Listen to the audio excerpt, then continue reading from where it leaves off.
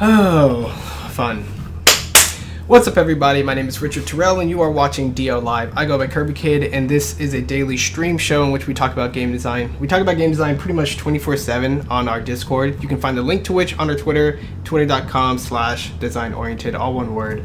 So if you're the kind of person who likes to talk about game design all day, or you really think you have something to prove, good luck. Bring it here with the conversation, and we'll do our best to facilitate that. So we have long form and long-term conversations all the time. Certain topics always pop up here and there, and when we get new people, a lot of old topics come up again. So it's always an interesting opportunity to refresh yourself. Like, hey, even though we've talked about this a little bit before, there's always some new angle, some new way to describe it, some new game example to use. So it never hurts to retouch on old things. I got the chat full of talkers today, a few people, and one person who will be on text chat. So we will just I was going to put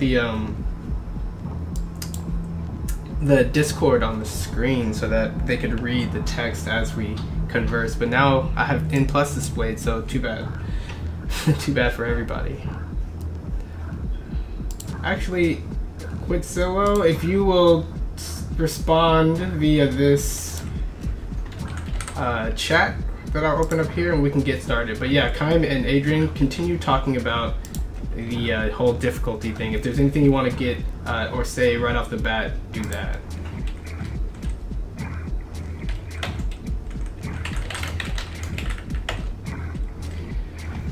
Kaim, you first. Yeah, saying nothing. Wow. I see how it is. Wow. I mean, I'm coming into a discussion though, so Aren't we all? really I have to sit back and listen to everybody before I can chime in. So let me just Before you can chime retweet you in. first. Yeah. So, yeah, I don't know if we should go back and Put me on read the it, spot. read what we've already said, or just start from here. I always like starting from here because this is a different format and later in the day, so like things have changed, and there's no use retreading old ground unless there's something specific you want me to respond to. And I'm going to try to get the chat up on the screen. Let's add a source. Screen capture.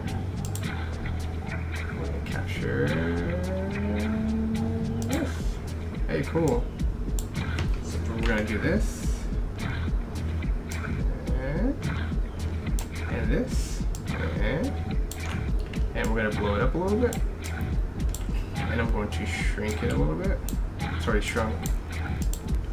You want me to read out loud the first comment that was brought up? The first comment to do what? The first comment that was made today about difficulty. Yeah, go ahead. Catch us up. Alright. Okay, I watched your stream about challenges. You didn't address what I was talking about, but it seems like we have different concepts of challenge altogether. It wasn't just about difficulty. My statement about having lots of room for self-motivated growth wasn't meaningless. You misunderstood it.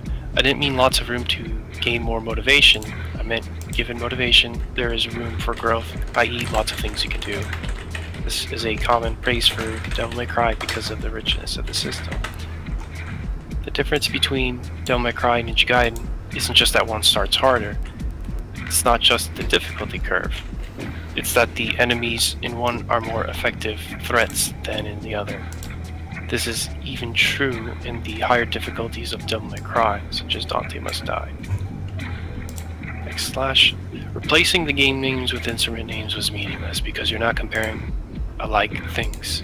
Instruments are more like pure toys, unconstrained options, so it doesn't make sense to compare them with comments about expository structural elements of games. Might as well have asked to replace the games with land-dwelling animals. It would have made just as much sense. You often make comparisons with music, but you ought to make sure that the analogy is applicable. In this case, comparing with musical compositions would have made more sense, because a composition is more like a game in that it has discourse to talk about. All things have a discourse to talk about. But yeah, that's kind of where we left off there. I got Quixillo's comment in the on the stream now, so whatever he types we'll be able to see, and we can take it from there. So this, yeah, like I said before, this is a topic that pops up a lot. what is there to say? And a lot of people, I mean, I think a lot of the reason why this conversation pops up a lot is because of the whole, like, more or less recent diversification of and expansion of the industry. So we have more types of games and more types of things. And when people were still fighting over, like, what's a game and what's a non-game and our games are art, entering that conversation was a lot of talk about challenge. And sometimes I think people, the only way they recognized how to differentiate the games that they thought were distinct and different was to talk about challenge, because things like Dear Esther and other sort of games like that, the Walking Dead series, did not feature consistent challenge or any meaningful challenge or comparable challenge. And that's why a lot of people still today, I think, are talking about it in this particular way. Doesn't mean it's a bad topic or anything, it just means this is kind of our history and our legacy. So in the background of a lot of these statements, you know, there's probably going to be this basic idea of what scope are we considering, and like what goes into this group and what does not. Let's see. So yeah, in general, I just think it's not, the conversation is complex in that it has all these different parts, and then most of the time people are just trying to say something very simple with their statements, just like, you know, challenge is important or whatever, and you're like, yeah, it's, no one says it's not important, but the people who can't do it, or rather focus on other things, which is obviously that a lot of people do, completely devalue it, not devalue it, it's not their priority, and they'd rather have it not get in their way, quote unquote. I just blew up. So yeah, just to frame the discussion, we're really talking about games, like things. It's hard to not define them as just challenge-based thing, but really more or less the same kind of games and the same design of these games that we've been playing since forever, right? When there was just mostly action-based, mostly skill-based, platform-based puzzles, even though puzzles are kind of their own different kind of discussion. Some of the things that are said are like, well, the complexity of these games, challenge is super important for these games, otherwise they can't express XYZ, and like I said before, like, we already know this to be true. Challenge and the complexity therein is necessary to make certain ideas happen, right? You can't have basically a 3-barrel jump if you only have 2 barrels. So you need, you know, barrels in the first place, and then you need at least 3 of them to create that sort of sequence. And, you know, it's not quite the same as a 2-barrel jump, and it's not quite the same as a 4-barrel jump. So in every single sort of conception of a video game challenge, there's a certain degree of elements that need to be in place and complexity that comes from those elements that make that idea or that experience even possible. So that's kind of the given statement, right? Nobody's saying that the equivalent experience could be achieved with an easier difficulty. I mean, that's just not true. Change anything and everything changes, right? That's kind of that's kind of the starting point, I think. I don't even know how to get all these stupid gems. What do you guys think? This looks difficult. Yeah, this one. This is a challenge. I don't even know how to effectively move inside of it, but I guess when they line up, there's these clear diagonal moments, and I think the most prominent diagonal is from bottom left to top right, or top right to bottom left. So I'm just gonna move and flow in a circle and see what happens. So, yeah. I was gonna say part of where this conversation started is from criticism for the new God of War, and that, I can have these enemies, I can just move away and dodge roll all the time and still win through almost the entire game. I think that's yeah, that was a statement somebody made about their unenthused impressions of God of War's combat, even though that was just like I mean, people have been struggling to talk about gameplay forever, right? So people are often reductive in what they think a game sort of is, or how they describe situations they don't really like, and that kind of led into the discussion of like, well, what can games make you do, and what can games do to make you sort of experience things instead of letting you get by, and quote unquote, what does it mean to just get by for free, and all these other topics kind of popping up out of that initial seed of a conversation. I'm gonna blow up. How do I even get those?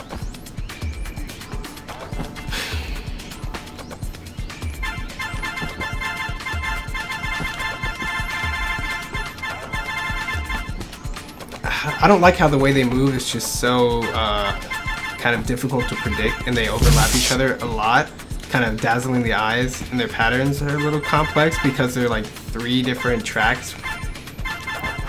Like, you know, this is gonna be hard enough with just some of these obstacles and That's hazards. interesting. Oh, go ahead. That's all I was gonna say. So somebody was saying, I don't know who was saying that the new God of War, like I played it for a little bit and I wasn't really too much of a fan, but I wouldn't say that it's like not challenging, right? Especially if you play it on hard, it's actually pretty unforgiving.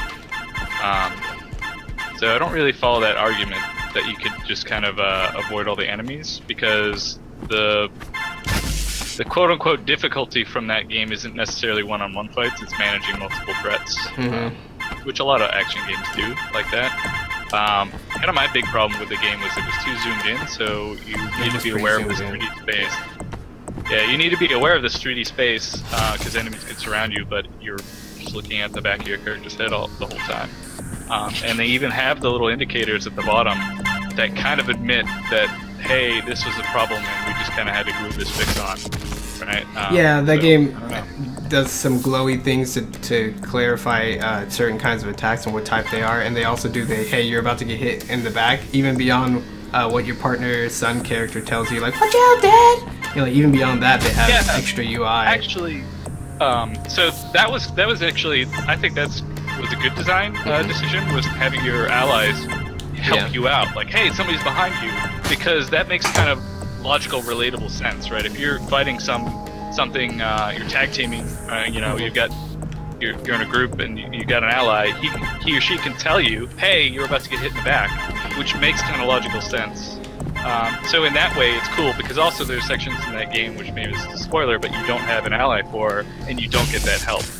But the game always gives you the glowy out of the game information that, hey, this attack's about to hit you, right? Because it's on your HUD. And you could turn it off, right? It gives you options to turn off all kinds of stuff to make it more immersive. But it would have been more interesting to me if they had a way, and maybe I'm sure it's a AAA team, right? They were definitely aware of this problem.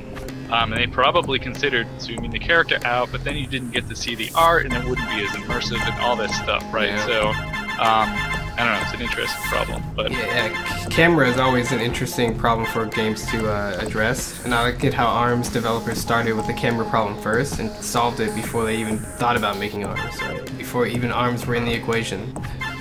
ARMS, I love ARMS. Adrian, go ahead and read Squitzill's comment if you can see it on the Twitch. Gotcha.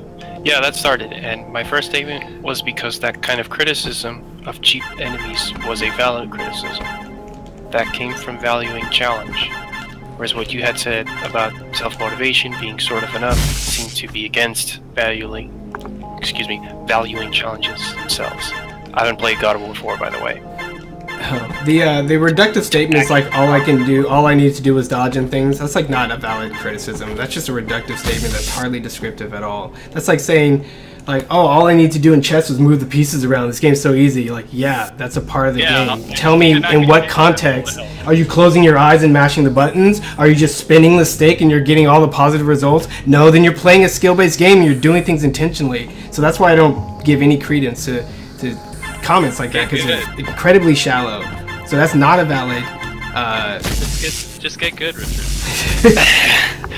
So what I want to hear from people are like describing situations, describing questions, whatever, and not just like giving me this sort of shallow one-liner to describe an entire complex game like God of War. The idea of he wanted the game to be harder, or the game, you know, did XYZ, sure, but you got to actually make that argument. I'm not going to make it for you. I'm not doing any work for any of these chums from Splatoon. Oh no! I just don't understand the criticism that the game wasn't hard, because I don't. And you see, like, without evidence too, you're like, are you just making stuff up, kid?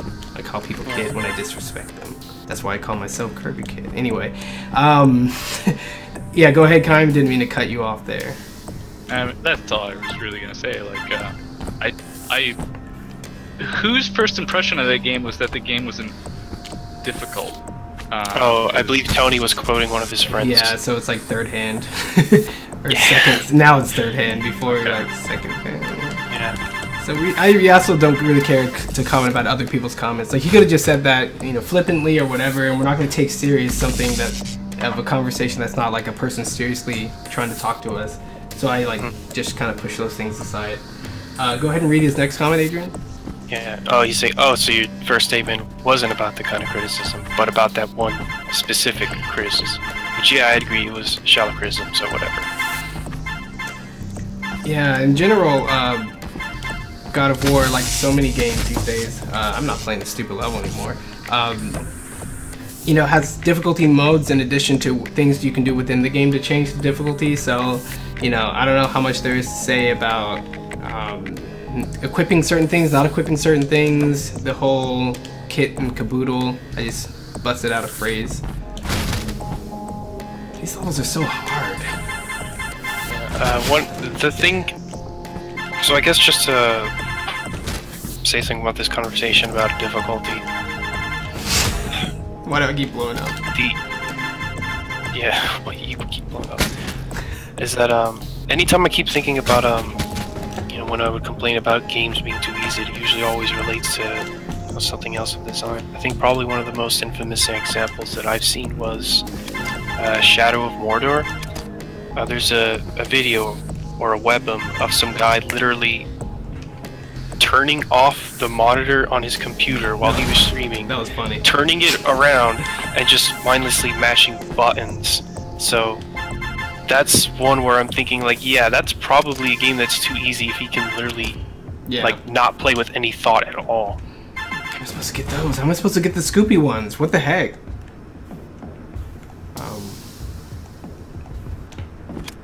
Just don't get hit. Yeah. I did some Prince of... Hey, Melee Fox is in the chat. I played Prince of Persia, one of the old new reboots. I don't even know what it was.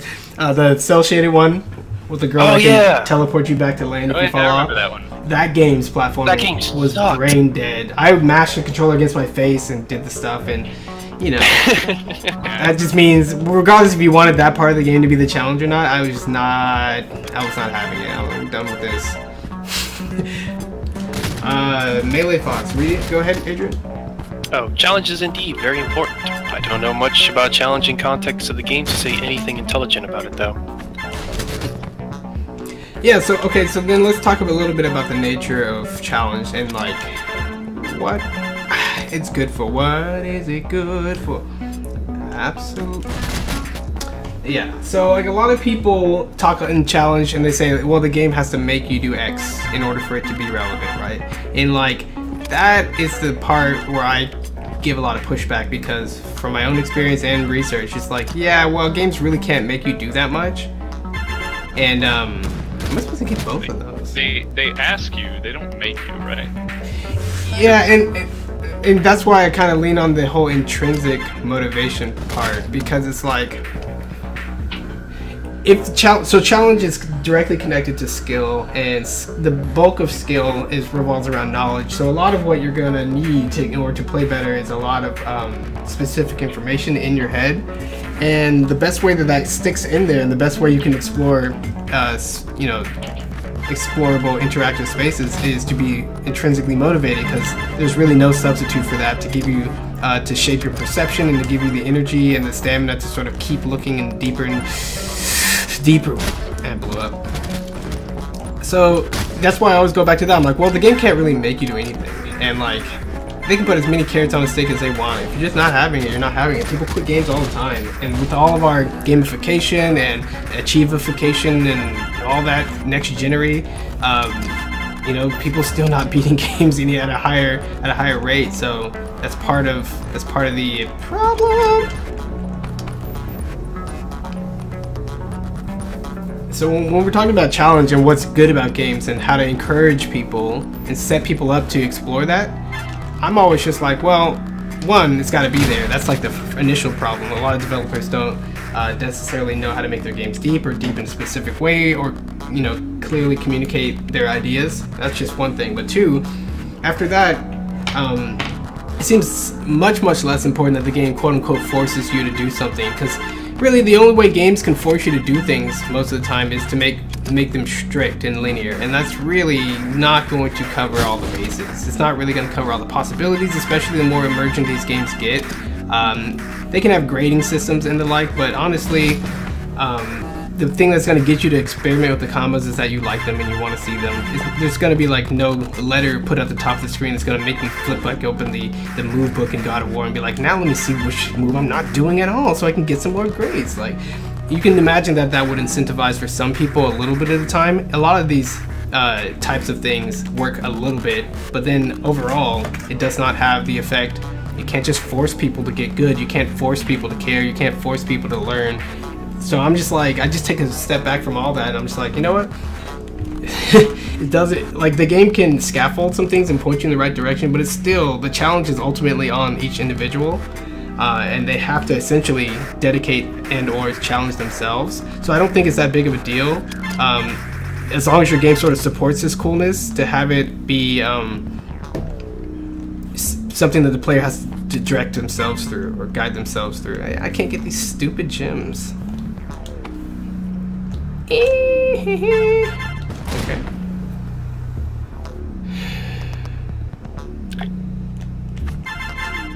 Oh, new comment. I mean, they don't make you, right? If you don't have motivation to get through the challenge, you drop the game. But if you put a challenge that demands a certain skill, then you get the guarantee that players that got through the challenge experienced that particular thing.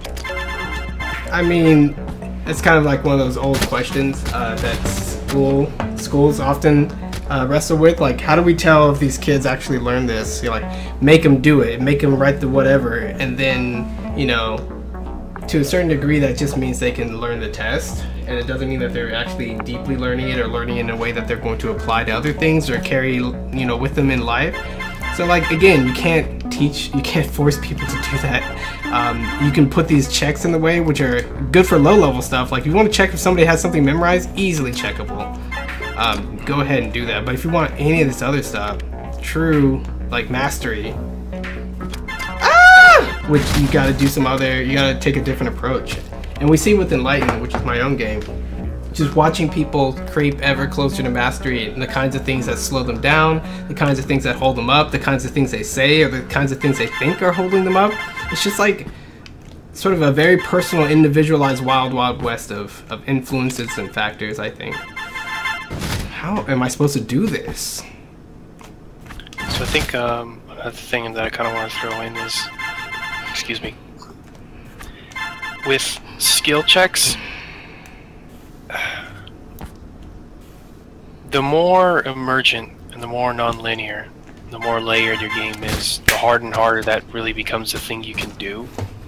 So say even in something more strict and straightforward like Ninja Gaiden on the NES, where there are particular jumps that can be a real pain in the ass, but someone can absolutely get through that, not because of their reaction, but because they use knowledge and memorization and trial and error to know the exact things they need to do, and not because they actually had good reflexes.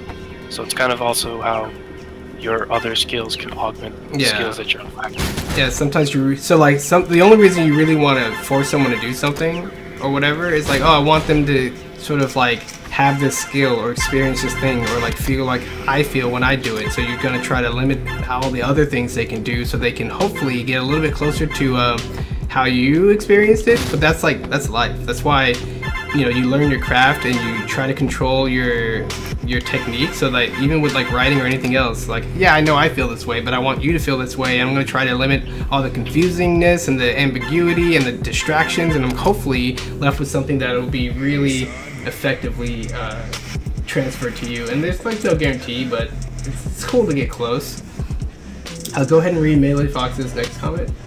Gotcha. I think the fundamental question is if the challenge itself is necessary. Unnecessary challenges are extremely unfavorable, and that question is the challenge. What do you think means? Oh, go ahead. Sorry. And that question is the challenge is necessary depends on what type of game it is, and then they are magnitudinal problems.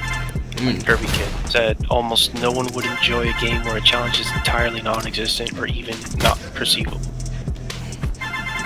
Yeah, to some degree, you know, I really don't like the word necessary when we're talking about games because none of it's necessary and everything's arbitrary and the developers just pick certain things that they like and want to convey and hope to move towards with their systems. Well, I think probably Melee Fox is talking about necessary in relation to what the game like is, mandatory to progress or something?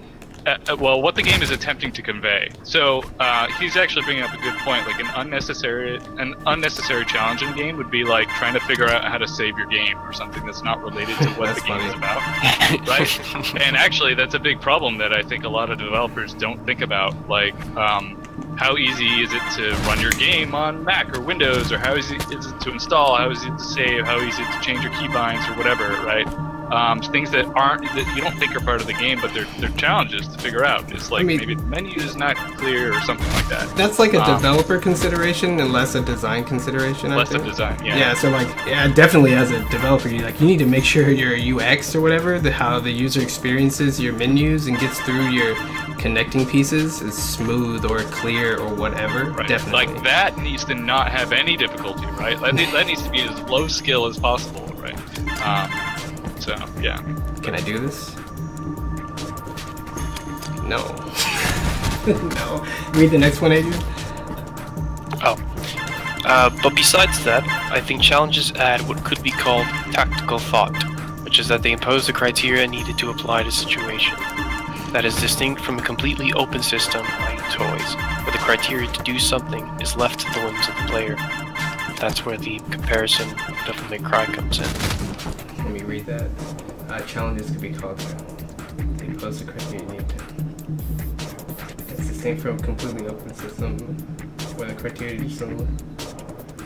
I mean, doing any kind of thing to your game to try to make anything mandatory or force whatever, it's going to get you closer.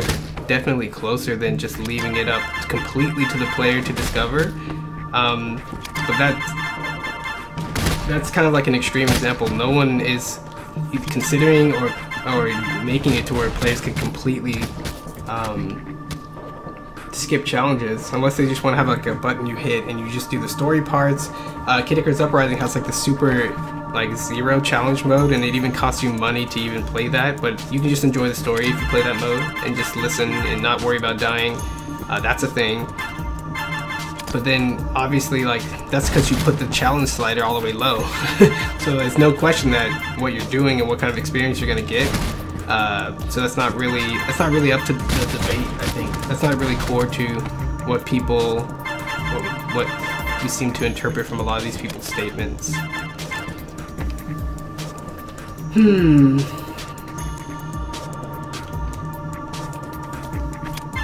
Look, I want to see a different level in this stream here. I can't be stuck in this level the whole time. Yeah, but it's so challenging, right? I just ruined it. This is so freaking annoying. I need to go opposite style right here. Oh wow, I blew up.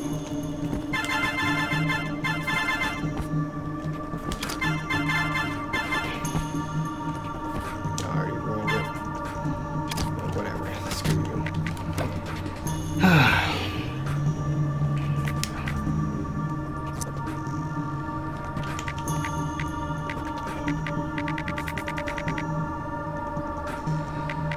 I can't tell which of these I've done. I guess none of these. And one of these.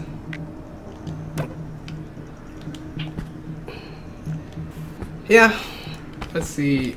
So people bring up the Devil May Cry thing all the time. I don't know what the deal is. I don't know why people keep bringing up that one game. What is the Devil May Cry thing? So they say that the game is so sort of complex and combo rich that you have all these things that you can do, and people enjoy doing that if they have the skill. But I don't think it's any different than other games that are emerging and all the things you can do. It's just a lot of combat games focused. do that, right? That's what I'm thinking. I mean, that is what's cool about Devil May Cry. I kind of agree with them there, but I don't see how that's related. Like, how do you compare that to difficulty in general? Because like a lot of games give you a ton of options. Yeah, and then you explore and kind of have fun with, and a lot of them are quote unquote unnecessary, so you can find your own fun or find your own uses doing them, and that's just kind of like the fundamental idea of these action games anyway, from Mario to Dante. Just like you can do a lot of cool things in Smash with your limited moveset too, so it's like a lot of not even just action games, like exploration games, like you've got a ton of options there. If it's like really open world, like more options can be cool, but I don't see how that's exactly related to difficulty. I believe, if I recall, the Devil May Cry thing was about a game that is both challenging, game that's both challenging and that you can still grow to do. That's all games. More interesting things. Yeah, I know. Oh wow, they put bombs behind it. Great job. Oh, hang on. I didn't see that Weedsila was talking. No, but I'm not talking about making a skill mandatory. I mean that putting the player in an environment with constraints means that they have to make choices that fit those constraints. Yeah, you get closer. What creates interesting choices. Yeah, DMC is more of a toy. That's the argument. It's a different type of game. It's not more of a toy. On that open stuff. It's just a game with moves. Like, why is people bending that example all out of shape? It's like every other game that has any other option that's not required. Like, you can play around with tons of stuff. Like we already know classic games like Mega Man and Mario are tuned around basic abilities. Basic M-Buster for the most part, basic Mario's, small Mario. So like every power-up you get is something you can play around with and do new things with, and the game's not going to force you to be Super Mario or Fire Flower Mario or whatever for most of those interactions. Oh, why? I did it. Yeah, I mean, I don't really see how the moveset in Devil May Cry, as robust as it is any different than like a shooter with a whole bunch of different weapons you can play with at any time. Wow. You get the option to change between them. It's kind of the same thing, really. Yeah, so a lot of times when people have examples, you know, my thing is like, well, how's that like every other thing, or how can I find an example in any genre or every genre or every game? And that whole Devil May Cry argument, it may seem like it's different, just depending on how much you know Devil May Cry or how much you like action games or whatever, but it's just the same as everything. Yeah, like maybe, someone plays Devil May Cry for the first time and doesn't play, maybe that's their first experience to like an action game like that, giving you that robust moveset that can string together, and you can create, a whole different kind of complex amount of combos. But that doesn't necessarily mean that that's different from any other kind of options that games can provide. I do think it's cool, and it's what Devil May Cry kind of sets its identity on, and they lean into it, which is nice, but it's not necessarily just unique to that game. So I'm not really following that argument. I don't really see how it goes down to difficulty. Yeah, Weedsila says it's not that different. It's not different from a shooter with a whole bunch of weapons, just an emblematic example. And follows up with saying also DMC enemies are more notably punching. Yeah, that's one of the reasons why I kind of favored Ninja Gaiden Black more myself.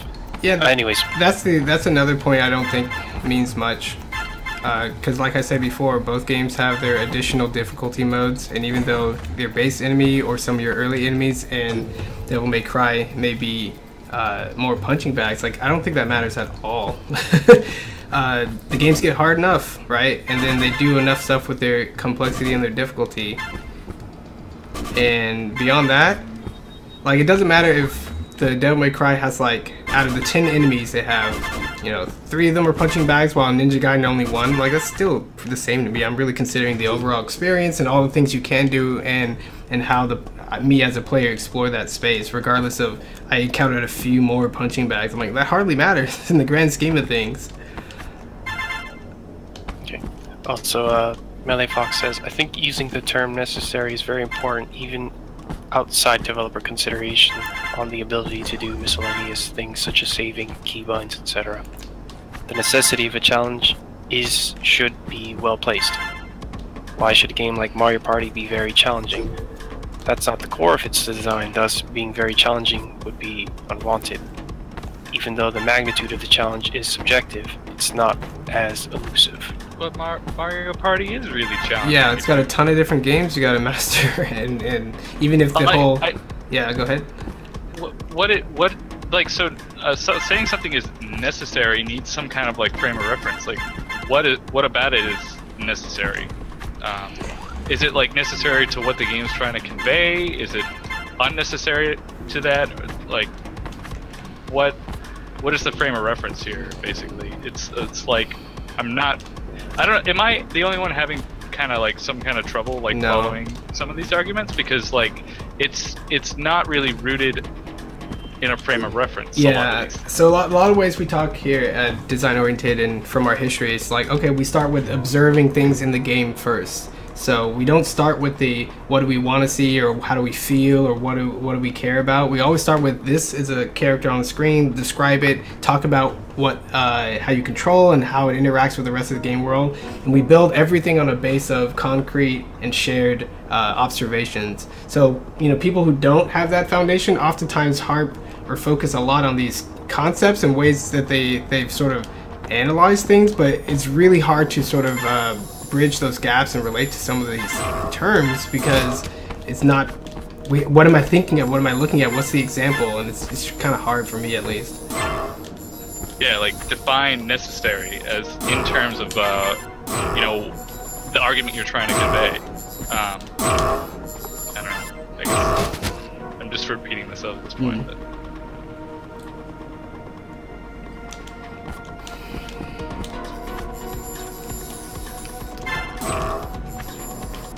like, I'm not sure why people want games to be challenging anyway. Like, do you think there's some kind of, well, that was a cool jump.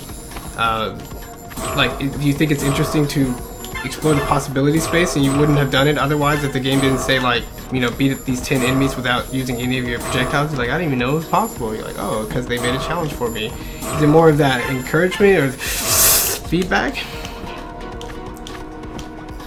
Please don't shoot me.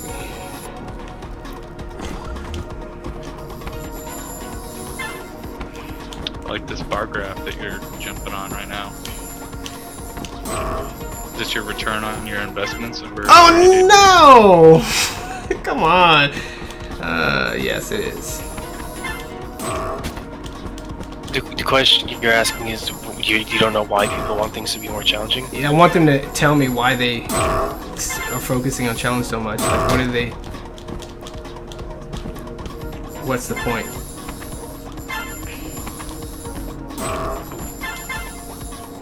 I need a different strategy for that. Okay, so Melee Fox says being necessary or not should be in line with the game's objective, which is okay. I can agree with that. But if that's the case, then why would you say that Mario Party is not challenging when the game is a competitive game with luck elements and rubber banding, but it's a competitive game against either other players or a simulated player in a computer. And any PvP game where you're playing another player can inherently be very challenging depending on the skill of the other player, right? So I'm not really following that argument.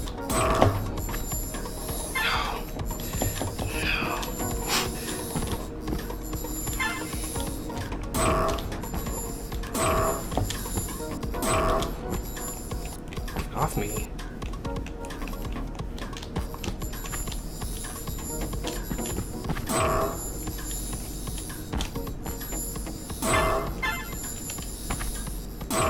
Don't shoot me. Don't taste me, bro. No! What? Are you kidding me? I said don't tase me, bro. Go ahead. If I was to make a case for I guess for why I value challenge, I would probably reference the Splatoon 2's Salmon Run, because a lot of the situations we get into would not happen had the game stayed at, sub 90 hazard level. If it wasn't for the fact that the game, continues to throw more and more of those boss Saminids and Saminids in general at you, and in various combinations, which you wouldn't get to experience in lower difficulty levels. That's why I value it.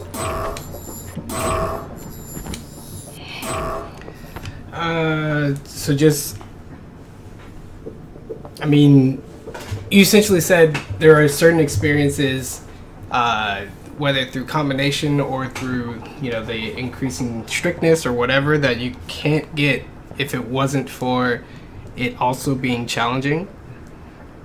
But is the goal there the diversity of experiences, or is it the diversity of challenging experiences? Or you're just looking for good experiences either way, and in these particular cases, they come from challenge? That's...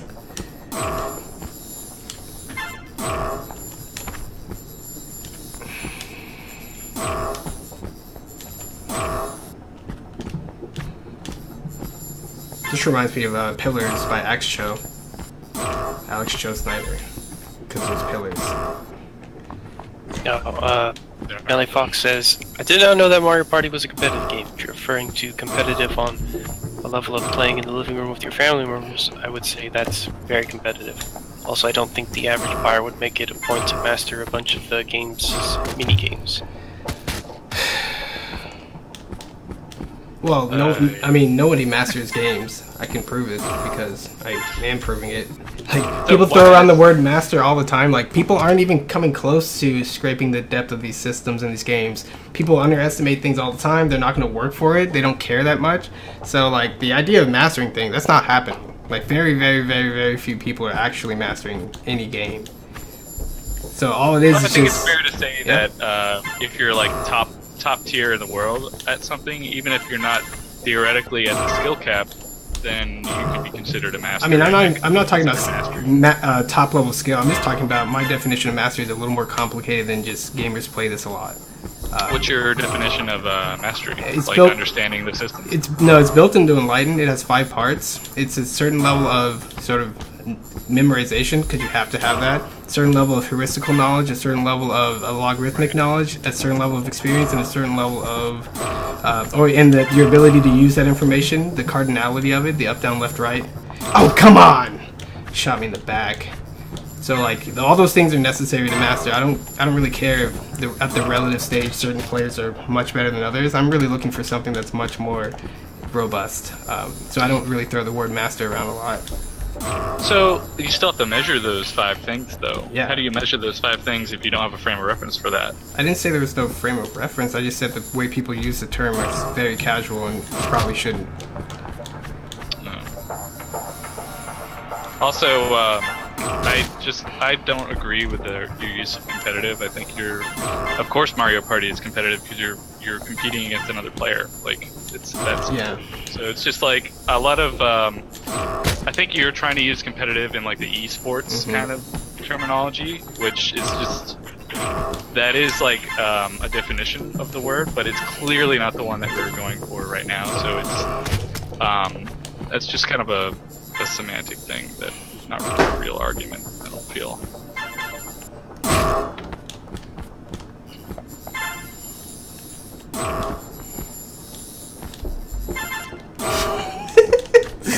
Don't tase me, bro. Why? I'm tired of this hang time. It's shooting me in the face every time. I don't even know what I've been doing. I'm listening.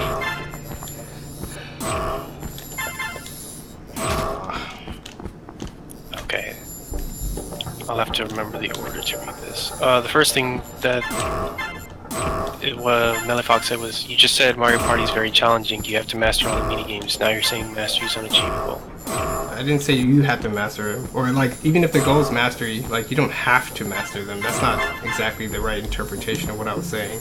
But yeah, they have skill to them, and you can take it as far as you can, whether that's mastery or just beating your friends. Like, that's just a possibility set up by the game. I'm about to get shot. Okay. I think...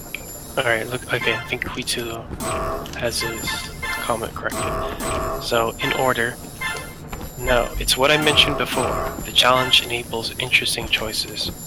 To make a hypothetical edge case, imagine you put a pro at, say, Smash against an old person that could only make one input per 5 seconds. The whole amount of possibilities of the characters is still there, but now there's no reason to favor different options. The result is just a matter of player wins. Pro versus pro means that different options are weighed differently based on what will potentially get more favorable results. To ground that in a real example, a shmup is not just interesting because there's lots of bullets to evade, but because the threat of the bullets works with the need to kill the boss quickly to create evaluations during the game. I mean, that's just saying there's a type of experience that only comes from a certain kind of challenge or a certain arrangement of elements that you want to experience. So it really has less to do with the fact that these experiences are different or some have certain qualities that you like. The basic answer is you like challenge because of some of the specific the feelings and experiences that you get when doing it, and it only really matters when you have the skills to appreciate it, right?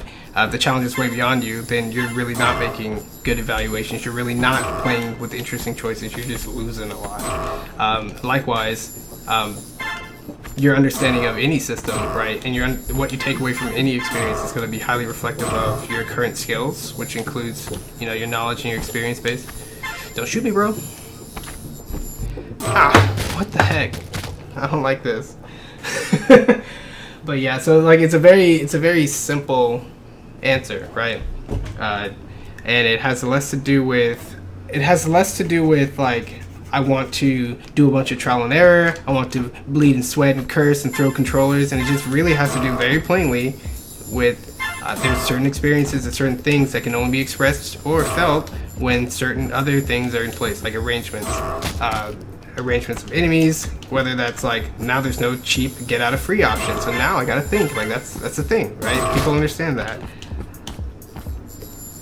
And some people really value the diversity of experience, which may not necessarily come with challenge, but just comes with specific arrangement. But again, like I'm trying to slowly move towards, the skill that you bring to the table and how you consider it to be challenging really has much less to do with the wide range of experiences that you probably like or can appreciate than needing every challenge to sort of be really hard and every challenge to be either opaque or require you to do a lot of practicing. And for me, that just means it's on a sliding scale. So I consider like all these different kind of interesting level ideas and gameplay arrangements that are possible in various games. I'm like, I just really like thinking about them. I don't need to go to the lab for all these games. I don't need to practice for all these games. And I also know that there are experiences I won't get because I'm not going to put that work in. So in a lot of times, I'm satisfied with not. I mean, like, I don't need to know where the ceiling is, and I don't need to take it to the max to get my enjoyment out of these things. So I think a lot of it's just relative to you, and it's where the game meets you. And no, I'm gonna shoot. That's why I tend to not focus on the challenge or like how difficult X is or combos that are hard to pull off. Like, there's always going to be something a little bit beyond you, and there's always a lot beneath you, right? That's just how it works. And especially with games that are so variable these days with their settings and their offerings, like, again, if the game, even if God of War didn't make you sort of do all the hardest command inputs to beat down a group of enemies, like, go ahead and try it. Like, if you really thought that was interesting, if that's really what you're after, then you shouldn't complain. You shouldn't complain that the game didn't try to force you to deliver you a thing that you know could be there or is there, and you just have to hit the buttons to get it. Like, it's like, oh, food's right in front of you, but nobody said come and eat, so I'm going to starve to death. You're like, no, I want food, I'm going to go after it myself. So that's why I kind of asked the question of what is the motivation for you guys? What is the true thing that you're after from the challenge? And, none of you said because somebody forced you to. You always all focused on, like, the overall experience and the nature of that experience. So that's what I focus on. That's what I focus on with all my analysis and all my language, and I don't sweat the small things. I wonder, like, so I think we should try and talk about a game that has no or little to no challenge. because like there's probably an argument to be made that like everything is challenging to some degree, right? Because we already talked about like, oh, there's difficulty in just interacting with the system, right? If you're just completely unfamiliar with how to interact with it, then it's probably challenging. But as far as like ignoring that little bit of challenge and just talking about what the game is asking, so like a game, I haven't played Minecraft, which I know like set me on fire. No, but I won't. But I imagine a game like Minecraft in the mode where it's just creative and you can't die and there's no quote-unquote challenge. That game is still interesting. Like a lot of people still play it in the creative mode. So like tying like motivation to challenge and saying like if the game didn't have challenges you wouldn't have like motivation or whatever the argument is clearly not the case, because there's games that don't have challenge or have very little challenge, right? Because maybe there is a little bit of challenge in like creating something in Minecraft to figure out how the systems work, but I don't think that it needs to be tied to challenge. I think just people are confusing challenge with just general interest, and I think a game needs to have interest to be to give you motivation. But the interest doesn't need to be tied to challenge. It could be, doesn't have to be.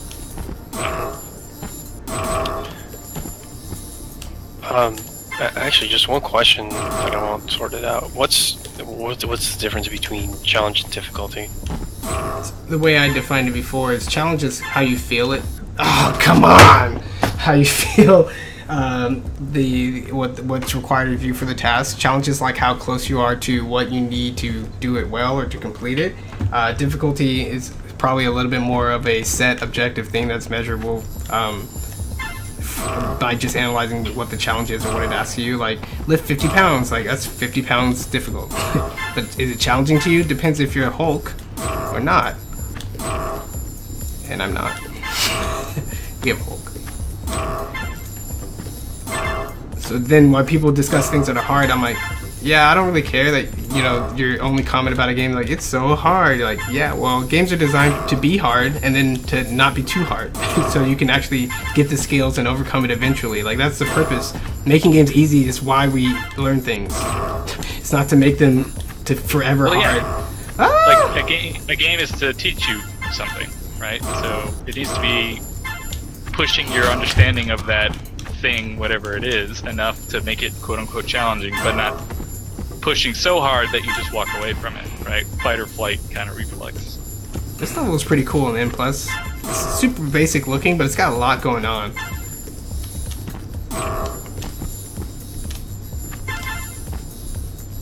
Come on! Alright, so there's two comments, or actually more like three I missed. First, Melee Fox, I'm not denying it's competitive, I'm just saying not very so. Competing against anyone is competition and thus is competitive. The adjectives are very important here. Saying a game is completely void of challenge and competition is a bold statement, and jumping to that conclusion shouldn't be direct. Sorry for the typos. Wait, who said that? Melee Fox. Melee Fox about challenge. No, but who said it was void of challenge? And I'm assuming we're talking about Mario Party. Yeah, that's probably still where that's connected to. And again, you're using the I guess I'm just not an esports player, so I don't really use competitive as like a measurement of quality of it. Like competitive is very binary to me. It's like, are you competing against somebody or not? Or are you just collecting stuff, or are you just looking at the story? I'm using it. Yeah, like a single player game can be competitive too if you're competing against other people for a metric like speed runs. Score. Yeah. What? Also, Mitsulo's comment. Right, so that's the argument. It's a different type of experience, so the criticism of lack of challenge is just that it falls in a different category. Also, yeah, it's a gradual scale where games have different degrees of challenge, and a criticism from challenge just means that the design of the game belongs to a different category. And it's not just whether it's interesting, it's what type of interest it creates. Because yeah. Go ahead. These are long sentences. That unlikes what design aspects are what make it interesting. Yeah, so when people say things like this wasn't hard or this is not challenging, that's just throwaway statements. They're really not worth analyzing as a critique, and therefore I don't think they have a lot of valid merit to them, because there's not a lot to mine there. There's not a lot to understand or to plumb or whatever. You need to know what that person's skill level is to have like any kind of valid measurement out of it. I mean, yeah, like you need you need a lot more info or a lot more words or whatever to it to put value into that. So like if Zero or something was just like, oh dude, you know, this Smash fight, it was so difficult, then you're just like, oh well, Zero's like really good or something like that, so it must be really hard or something, right? I mean, yeah. Or he just didn't learn the Duck Hunt matchup, and you're like, Zero, learn the Duck Hunt matchup. Duck Hunt is not that good, and he won't. And I just yell at him like, ah! Every time he throws a gunman, you should be attacking. He's too laggy to do anything. Every time he throws a frisbee, you can punish him because these moves are really slow, but everyone's afraid. Like, oh no. I'm like, Duck Hunt is not that good. Learn basic matchup, Zero. And everybody else in the meta, please. But they don't. That was close. To take another example, this is the other thing about yeah, I guess I am trying to equating the whole challenge thing to just interestingness, because I mean, Richard, you brought up an excellent example of Prince of Persia, where it's just like that game is just so lame. You fight like one enemy at a time, and then you can basically mash the button in any random freaking order, and you'll get these amazing combos that auto snap. You don't have to aim them. And there's just nothing to it. I don't even think you can die in that game. Make a note of combos and fighters, because I have something to say. We'll bring it up a little later. Combos and fighters. There. Don't you shoot me. I don't know how to get this high one consistently. I'm about to get shot. Making notes. Yeah, so like, there's a lot of interesting things about a lot of different things in life, and games, when they try to encapsulate that or reflect upon it in some way, like that makes those things interesting because of that, right? Because of the source and because of the attempt to abstract it or whatever. A lot of people, when they're talking about difficulty, the other kind of topic, the other kind of example they talk about is fighting games and command moves in Street Fighter and what is quote unquote necessary, and there's all these like bad analogies like Serlin's bake a cake example, and like all of this is just like it can be easily wrapped up in just a few statements. Games are not necessary, they're art. You don't look at the pieces of an art and tell the artist that it was important to their, expression or effort. You just kind of take it because those are the things they wanted to put out in the first place. Every piece of art, everything is a combination of unlike things, whether they are two different flavors or two different colors or two different game systems or whatever. Everything that's complex is a combination of unlike things being put together. Now, whether or not they make a good synergy or not, whether or not they're trying to draw that contrast and conflict or not, is completely beside the point. So the whole idea of like, look, there's a whole separate thing that's really unrelated to thing X, therefore why is it there? That's because that's art, and that's why people make these things. It's why life is complicated, and it's why we enjoy them in the first place. So that's just like the stupidest metaphor that people keep throwing around. Like, it doesn't make any sense. Just think about anything.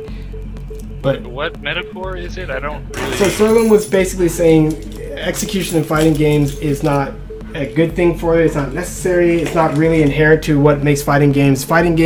And then he's like, think about it. If I just have like chess, and then I challenge you to, get up and bake a cake or juggle knives, like, yeah, that's a skill, and yes, it makes chess harder if you have to do that between every move, but it doesn't make chess more interesting for what chess is. And then he kind of feebly tries to isolate. I think it does make chess more interesting. I want to play crazy knife juggling chess. I want to see that.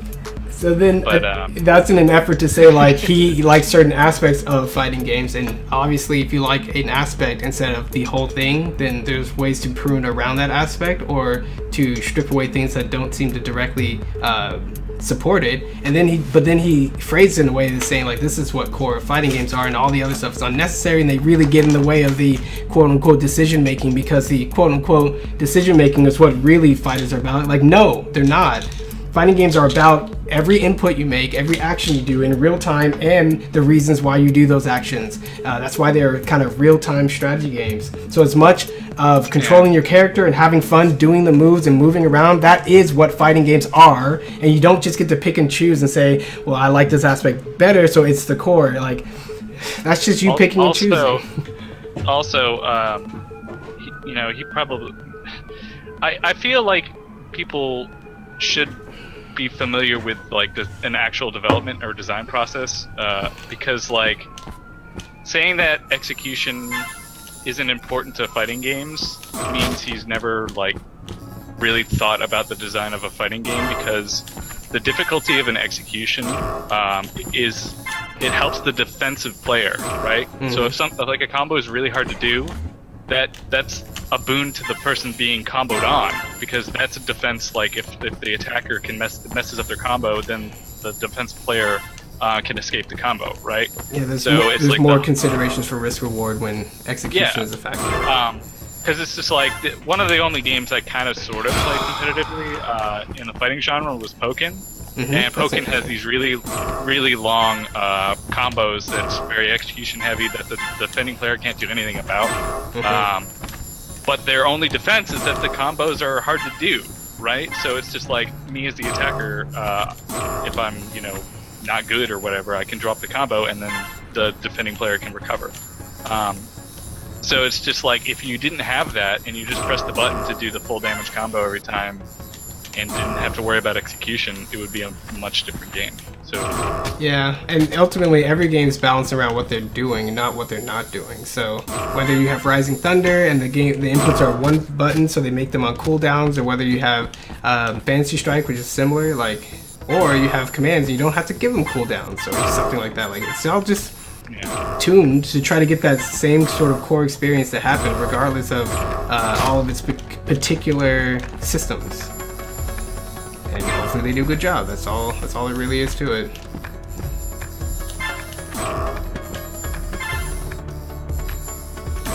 No! I'm still playing this because I hate it.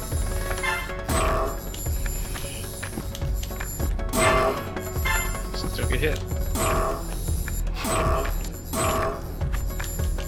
Easier said than done.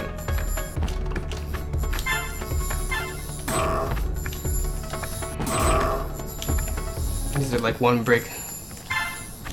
Oh, come on, one brick wide platforms, but because in so floaty, they're not as big of a problem as they are in other games. Did we hit all the questions? Quotes? I don't know how to pronounce. Quetzalcoatl? Just quits. Yeah. Quits. He says that it's not just whether it's interesting, it's what type of interest it creates, because that outlines what design aspects are what make it interesting. Did I say that right? I don't remember. I agree with that. There's different types of interest, and that's part of what kind of distinguishes games into their own unique thing, is they find their own kind of subsection or subgenre of an interesting idea. So as long as a game is not just a direct copy of another game, all games have something unique that makes them interesting. At least that's probably the design goal. Whether they succeed or not is a different story, but yeah, I agree with that.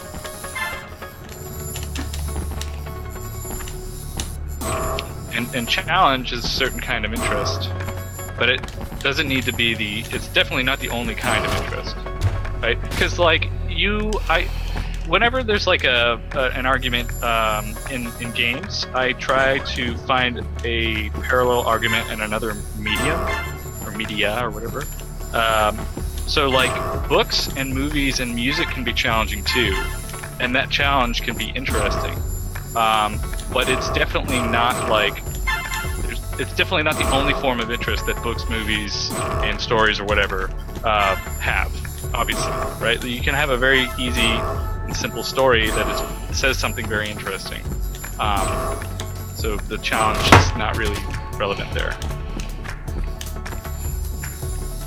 Yeah, or just another way of looking at it, there's challenge in everything.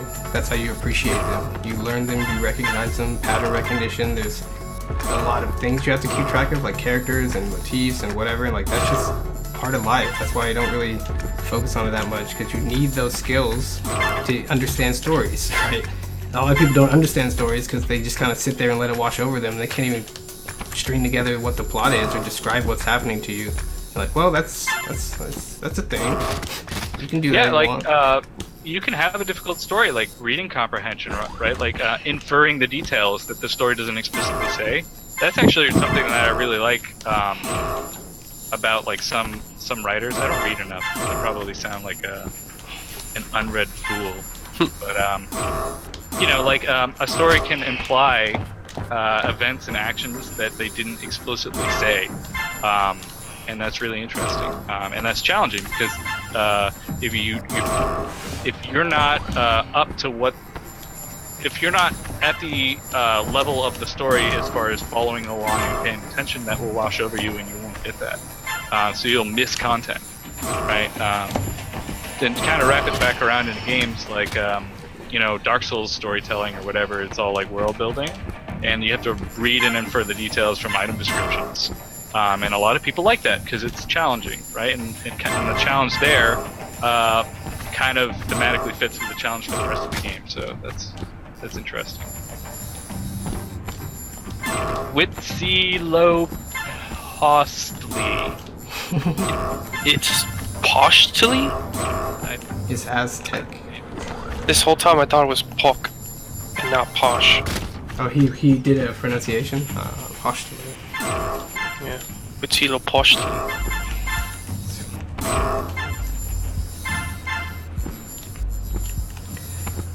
Yeah, so like the conversations around like making things accessible and like the way people talk about fighting games is just so short-sighted. It's ridiculous. Like you see the extra credit video and like, yeah, we want to get to the chess match stuff, get this execution out of our way. Like, you have no hope because you think the execution is in your way. That's how I know you have no hope of understanding what a fighting game is. And like you think there's these things in your way, but the only thing that's in your way is you and your lack of dedication, your lack of observation, your lack of asking questions, and you just think that somebody else can solve that problem for you. And like that's not how it works. It's not how it works in any martial arts film. It's not how it works ever. Dude, that's like playing Fury, and one of the bosses, when he beats you, there's like a little tiny scene of you getting up and he's like, it seems that we're fighting each other, but we both know that we're fighting against ourselves. It's like, that is cheesy, but it's accurate. Very accurate.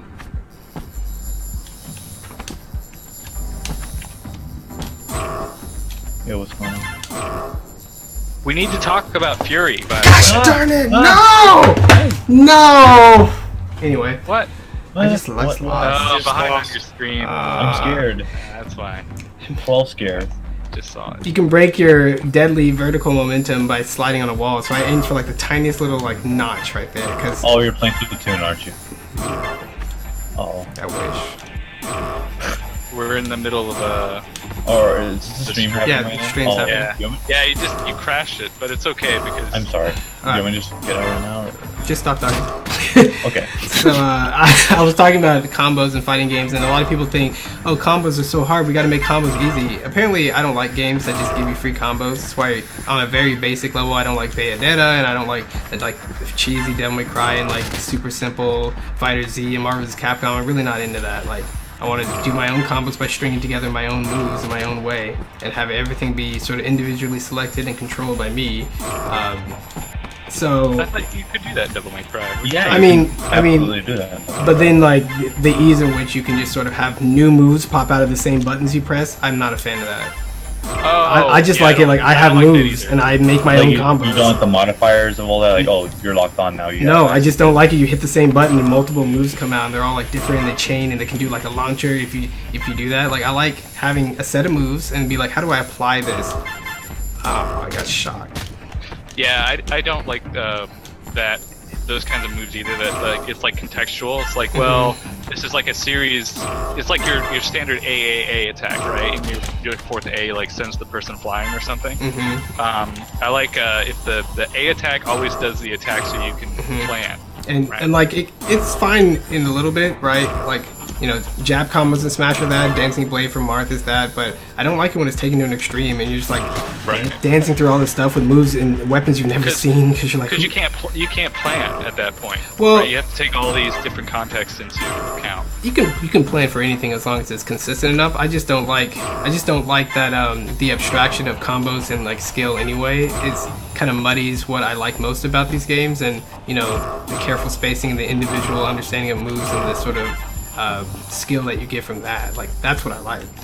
So so you consider combos in Street Fighter, how people are like, yeah, get rid of them all. You guys are silly. The reason you can't do a combo is kind of like because you're going into the training room, even if you do that, like even if you go into training, and then you're trying to freaking like do a Chopin etude when you don't even know how to play piano. Like that's the combo is something that you earn after building up the basics, a lot of the basics. In your mind, if the combo, each individual move has its use and you understand it fully, then you'll easily be able to string them together. Just like learning piano, like you'll easily be able to string together parts of a song if you have a much better sort of way of breaking it down and understanding it that way. Just like an Enlightened, like you have the lower shapes done, you can definitely do the higher level stuff. So it's just like a huge phantom issue that people are chasing and then railing against and wanting games to change. It's cool that you want something to change, and it's cool to be missing out and be like, well, what can I do or what can happen to help me bring me in? But like the whole attacking combos and not understanding that they're just multiple moves strung together. That's why if you don't understand the multiple moves, is why you can't do it. Like it's very simple. You don't take combos out. It's like taking away your ability to do 2 moves ever. Like if you just want to hit one button and have the game in, sure, take combos out.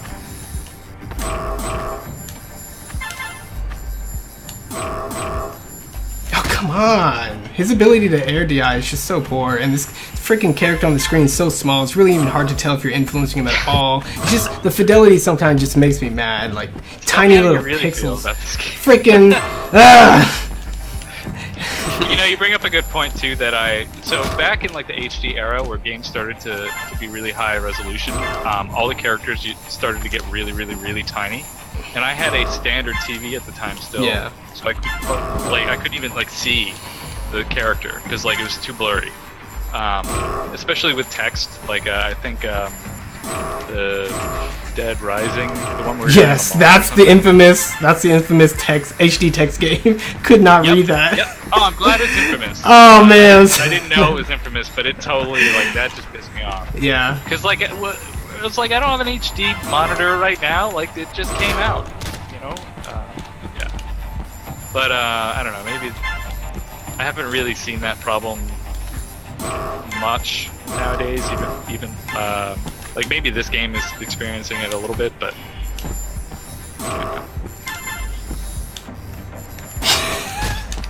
Why you shoot me? Why you shoot? Huh?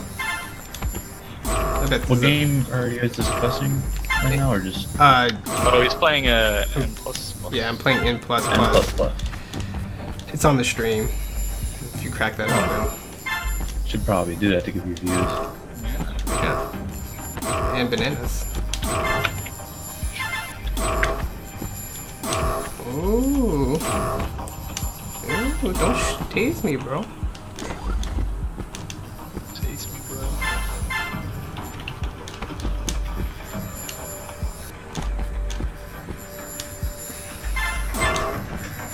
You know, going back to the subject at hand. Challenge. So I like to talk about what I'm currently doing because I can't keep multiple things in my head. So I always talk about the games I'm currently playing or what I'm currently doing in real life. And I joined a climbing gym, and I'm very surprised at the same. There's much of the same language from game design as people put into setting routes, and like when you climb a wall in a climbing gym. A wall is called a route, and it's basically like a level. Like it's got a certain kind of difficulty, and the difficulty is based on what the route is asking you to do. So if it's asking you to do some really difficult moves that require a lot of strength or technique, then it'll be a higher difficulty. And I just think it's very interesting because there's a ton of parallels between level design and route setting, because a route is basically a level. Yeah.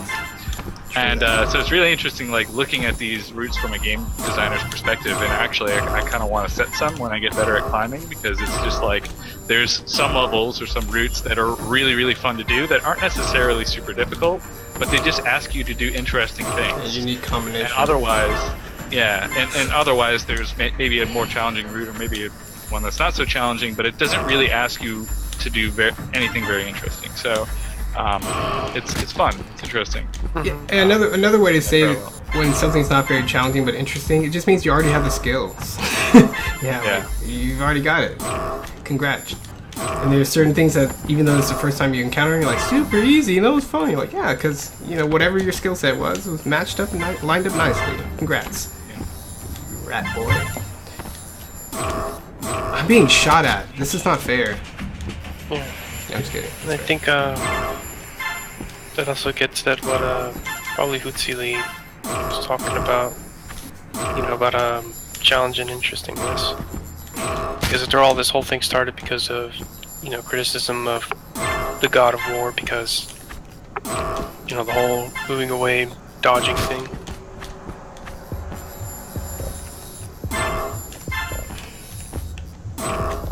We're about to get shot. No!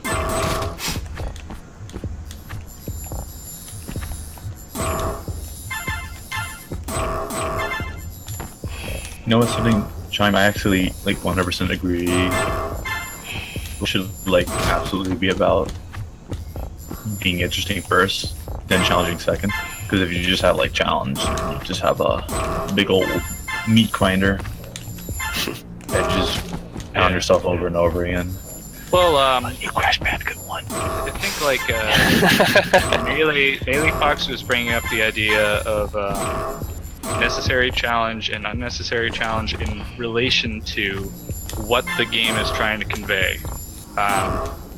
Right? So if the challenge is high but it's not interesting, that means that there's probably a disconnect there. It's asking you to do some really hard things, but they're not really relating to what the game wants to be about, or what it wants to convey, or where the interest lies. My example to that was something that was completely not in the game itself. If you're trying to figure out how to set your keybinds, or trying to save the game, or trying to install the game, right? These are things that have nothing to do with what the game is trying to convey, that might be difficult and might be insurmountable. Right? It's like, I couldn't figure it out, so I just stopped playing. And that would be bad. Right?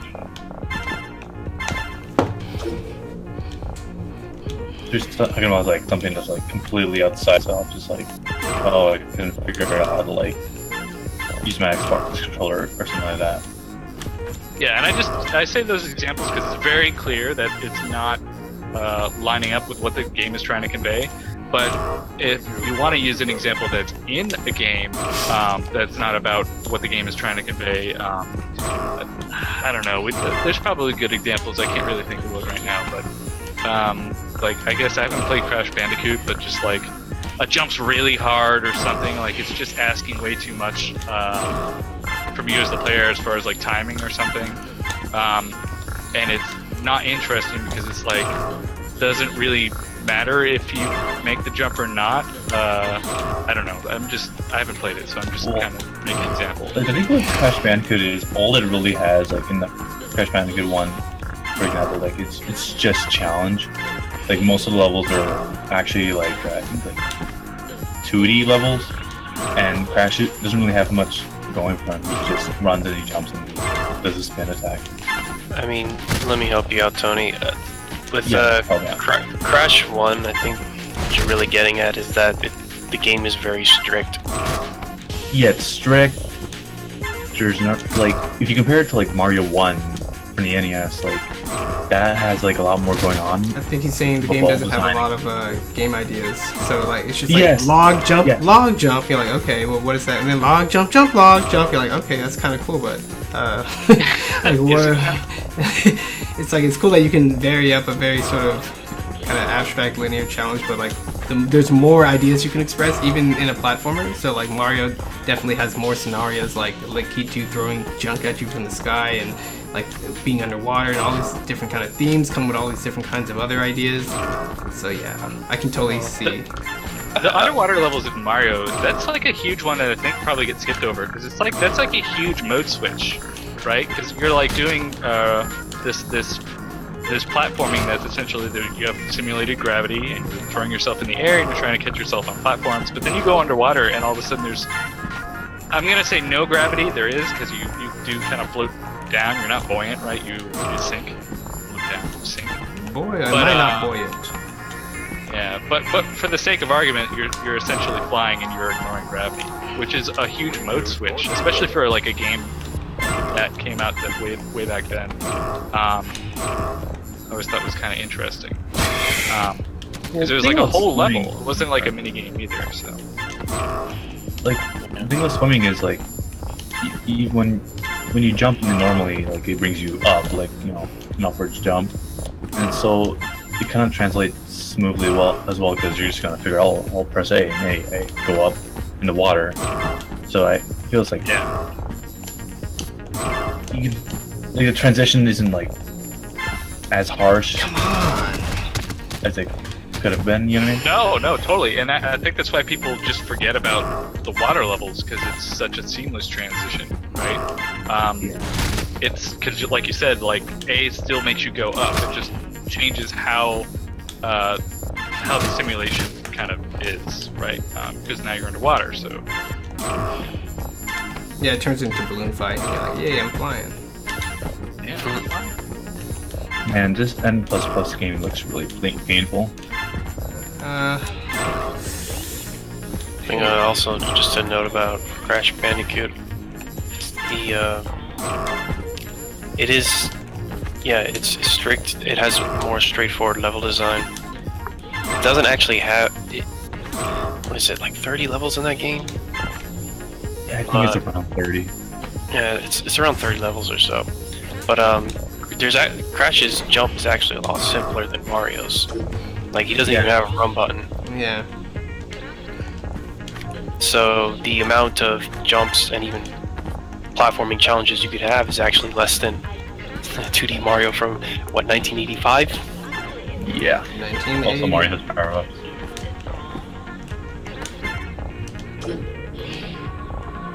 Wheatsilo says, yeah, I'd agree that the challenges should be related to how interesting it is, but I wouldn't call the level of challenge dependent.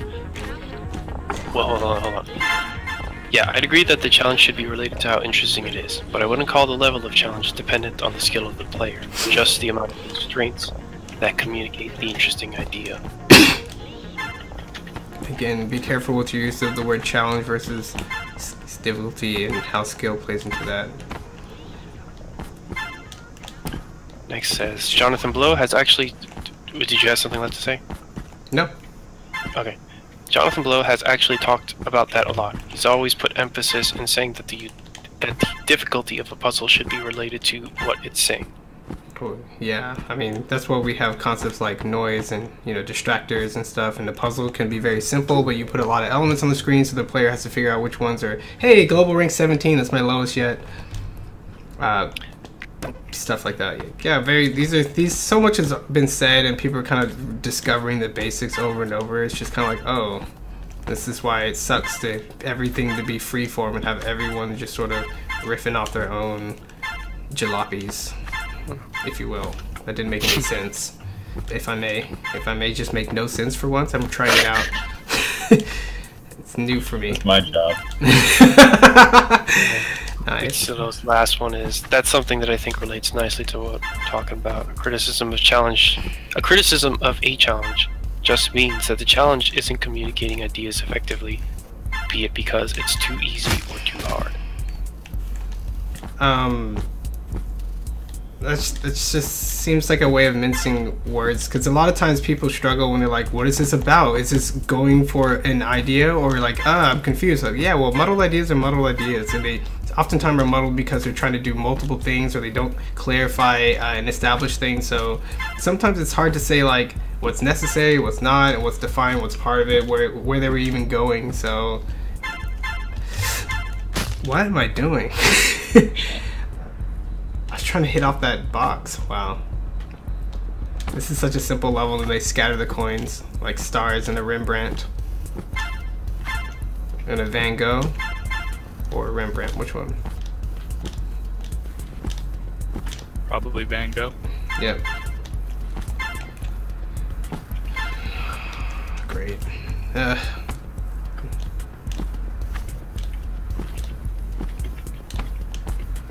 Which I don't think is all that talented of a painter, but maybe that's a bad opinion. What? He cut off his ear. That makes him a great artist. Great. Artist. Great artist. Great artist.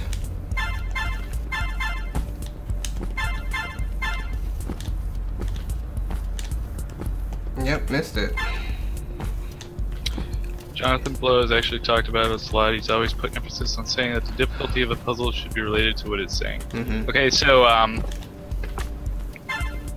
John is kind of, I think in a lot of the ways that John does in terms of like how design works, and John is definitely in the camp of a puzzle's difficulty is kind of irrelevant to what it's trying to say. And he's more focused on if the puzzle is saying something interesting than he is about if that puzzle is hard or not. And it's almost insignificant what the level of difficulty is of a puzzle, because really all he's focused on as a designer is if the idea in the puzzle is interesting or not. And sometimes the idea needs a difficult puzzle to show the idea, basically. Like I think he kind of explained the one in Braid where like the key runs away from you and stuff like that. It's kind of a hard puzzle for a lot of players, but it's hard because the idea is a little hard to conceptualize, that the key can be separate depending on you walking back and forth in the level because of how the level works. Mm-hmm. But he kept it in there because it was an interesting idea that he wanted to show. I mean, Right, so. yeah. Kind of imagining that developers have this really clear idea of what's hard and what's not, and then they make this informed decisions. It's also, like, I think a bit of an exaggeration. People just put stuff in, and they try to watch playtesters so they know if something's too hard too quickly or whatever. But ultimately, like, this whole discussion thing is a really sort of, like thinking about difficulty much in the way that they were discussed here on the stream is really a gamer focused. I wasn't paying attention instead of like actually design, which is why another reason why I don't focus on it that much. Like if you have, so one of the cool things about Mario and other Nintendo games is they make their first levels late in the design and development process. So it's like, oh, well, why would you do that? Everybody should do that. Not everybody should do that. Oh, everyone should? Yeah. Well, Everybody should do that. Because I think the dudes that made Doom, like John Romero and John Carmack, they designed the first level last as well. and the reason is... Yeah. Go ahead. Go ahead. Okay. You say it. The reason is you don't even know what your game is when you first start building things, and you learn so much by building levels and then figuring out, oh, this is really hard, or oh, they need to learn this concept, and then you have a really good idea of what to put in your first level after the entire process. So like that's the best. Absolutely true. Yeah. I can confirm it with both of the games that have levels that I've released. You find the ideas of what your game is even about as you design it, and then when you know more or less, you come to mastery of the game. Sometimes you're on a time pressure and you don't necessarily have mastery yet, but once you get the skills, what? then you make the first levels. Wow, this is a pretty interesting level here, actually. Some of my favorite N+ levels are just really simple shapes, and you're like, oh, cool. Like, missed. I'm tired of these laser jerks. I'm just really tired of these laser jerks, by the way. And the missile jerks. Yeah. When you write an essay, teachers usually recommend writing your introduction last. Yep. Probably for the same exact reason. I would absolutely imagine that. You can like, oh, now everything's colorless. Yeah. Okay. Don't zap me immediately. Thank you. You piece of trash. Wow, that was close. Oh my gosh. Whee! Don't zap me. Oh, that was cool. Cool level. 77. Yeah. So let's see. Yeah, all good comments, all thingies. I think the reason why I also get a little upset when people harp on difficulty too much is, as we just realized, talking about the actual how cool is the sun with the clouds. Yeah, talking about the actual game ideas and variation and having the language to do that is where you ultimately should go with your discussion. And then people just get hung up on so many things that don't matter. How am I like, oh, freaking, that wasn't hard for me. Oh, you need to get good. Oh, blah, blah, blah, blah. You're like, stop it. This conversation sucks. You suck. Just get good. I didn't know Just that. don't land on that mine. Oh, this jump pad's down there. Okay. I didn't know that you hold the A button on the jump pads to go even higher, so I missed my opportunity. See, a good level design would have taught you that. I'm dead. So how do I get out? How do I? So I need to. I think I need to go over the top like this. Get all these and come around like this. Coming around the mountain when she comes. Oh. Then I need to do that. Somehow. Dude, you can't miss these. That's not how you do it. It's weird that like the whole get good thing came from like Dark Souls, I think. When that game's difficulty is like extremely variable with RPG elements in the first place. What was the first part of that? You said something comes out of Dark Souls? And they get good, the meme I think came from like, the Dark Souls community, and I just thought it was weird because like, it has RPG elements, so like skill can be easily circumvented there, and even then like, been playing like action games recently, I'm just starting to think, man, maybe an action game needs a little bit more than just dodge, roll, attack, and block. I don't like the dodge roll kind of thing that The everybody's trying to paradigm? copy. Yeah. Yeah, like, because I guess it made sense in Dark Souls, and it sort of makes sense in I guess 3D action games. So but- flimsy. Zelda had the dodge too. Yeah. It's not quite the same. It just seems like the go-to. Zelda, you can't dodge through dodge. things. Oh yeah, there's no like iframe abuse in Zelda. No. That Yeah, really what's fucked me up. rolling for used for in Zelda? I mean, No, you it's more just like move around. naturally. It's a low profile movement that's kind of fun and crispy. Crispy like a Okay. cream. I'm just trying to think if like, so I use sidestepping and when I play like Ocarina of Time or something. Mm-hmm. Like when you're Z target, they do sidestep and kind of jump back and forth to strafe. But I don't think I use the actual roll for anything other than like breaking a Oops, crate. I hit the kill myself button. Great. Yeah, I think the roll itself in Zelda is just more of a puzzle movement tool. Like I'll go through this gap or whatever. The sidestep, that's like the real, evasive measure.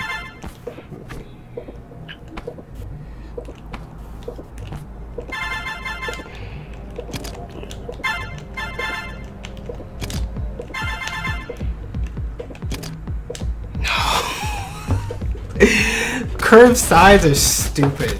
Do I have to hit the button with the jump pad to get the height, or do I just hold it? You got this. You got this. Hopefully there's not stream delay. Oh yeah, there's stream delay. Yep. Painful to watch. Get good. You're gonna get so many dislikes on your YouTube video because of this. Good. That'll mean people I mean- actually went to the channel. I know, actually, like dislikes is way like negative. I don't know. I think YouTube treats them the same. Actually, I heard something like likes and dislikes are the same to their sorting algorithm.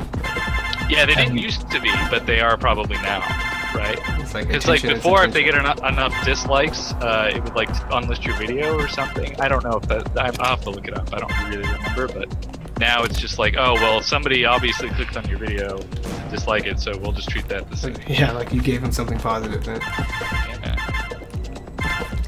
It's kind of like the worst thing you could have in like a social media style ecosystem is nothing, right? Just null, just no involvement, Yeah. no views, Silence. no nothing. Yeah.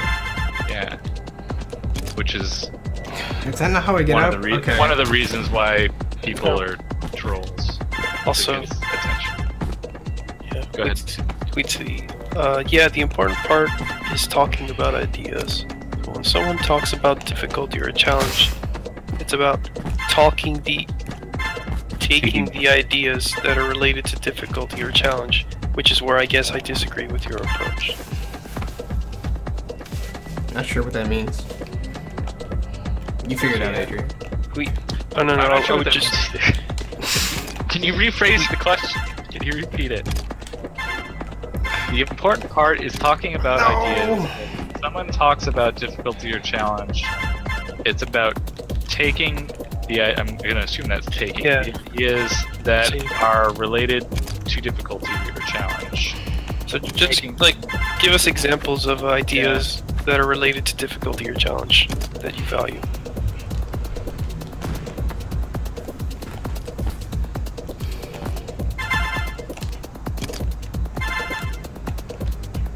Oh, come on. I mean, we've already talked about how there could be interest in challenge, right? If the game is asking you something that seems way above your current skill level, then maybe you'll be motivated to, get closer to mastering the system, because clearly there must be so much more that you don't know yet. Sometimes that's the case. Yeah. You know. Other times. I don't like Other this times- at all. Yeah, other times you get something like, I guess, Tony and Crash Bandicoot. Yeah. Or like ideas never really evolve. They just get harder. Well, how do they get harder? Just timing? Either timing And bad or hitboxes. bad hitbox. I don't know. Yeah. The remake. That's the one I played. Like the real issue with that one was they changed collision detection. I'm hoping the hitbox. Spyro remake isn't a bad remake. Because I actually never really played the Spyro games and I They want to look play them. really boring. Yeah. That just might Well. be. It just seems like you just Yeah, fly like around, chase some fuckers, and collect. Banjo-Kazooie. stuff Like if you that. took Banjo-Kazooie combat, which is not good combat by any means. Yeah, well, the game's also not about that combat, right? Well, I mean, you ram stuff, and you're like, okay.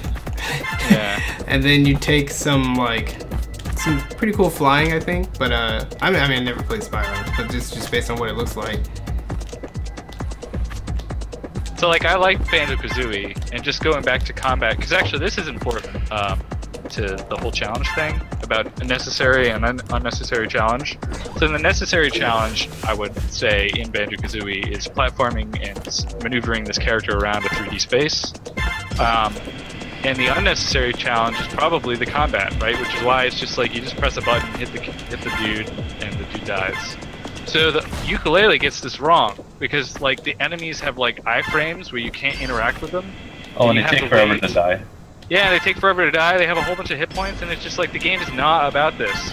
This is what Melee Fox is talking about, unnecessary challenge. I mean, this that's does just not saying need to be they here. didn't do a good job. It is Well, they about didn't. that. It is about Yeah. that. That's the thing. That's why you're upset because they put it in there and you have to even consider it. Well, sure, okay, yeah, It that's says, ah! frame of reference, right? Okay, yeah. I just almost got hit by a missile. Sorry. I feel like that is technically Richard's right. It is technically a necessary challenge. It's just not a very well executed challenge. It's not why I'm playing the game. So it might Yeah, be necessary to the developers, but I just disagree with the developers' intention at that point, and then I'm not having fun playing. That's just I didn't beat the game, right? Because I didn't want to play a game like that. So I 100% did it, and it was only slightly painful. I was a backer open. Oh, yeah, Wheatilo responds saying,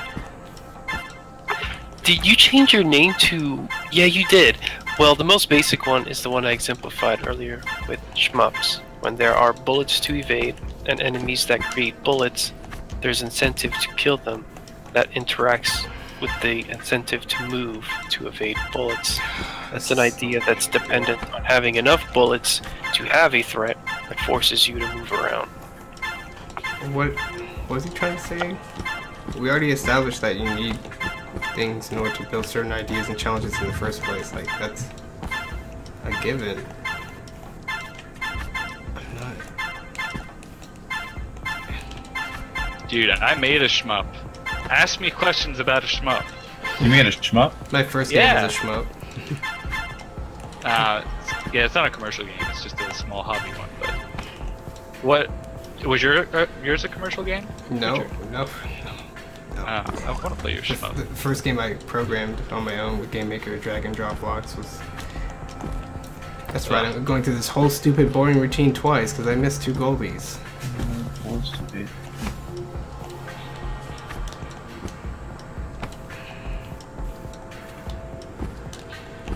So, using the term challenge, I would say for the whole shmup example is you're managing enemies and threats. So if you leave enemies that can shoot alive, they'll create more bullets, which creates more of a threat, which demands more from you as for spacing and kind of coordinating your character to not get hit. Okay. So it's a give and take, right? So the more enemies you kill, the less of a threat is on the field, and the less stressed as a player you are. The more enemies there are, the more of a threat is on the field, and the more stressed you are. And so the kind of flow of that game is you're trying to manage your own stress level by taking out as many enemies as you can, depending on what the goal of the game is, right? So I had an endless kind of thing where more enemies spawned in, but you know, there's shmups out there where you're just trying to clear the screen of enemies, so the challenge gets less and less as there's less enemies and stuff like that. So Yeah, I mean, just kind of describing what makes games interesting. I'm not sure what that is supposed to be an argument for and support for, because like, yeah, games have risk reward and trade-offs and engaging elements and moving elements and dynamic elements. Like, yeah, it's video games. Yep. It's a system.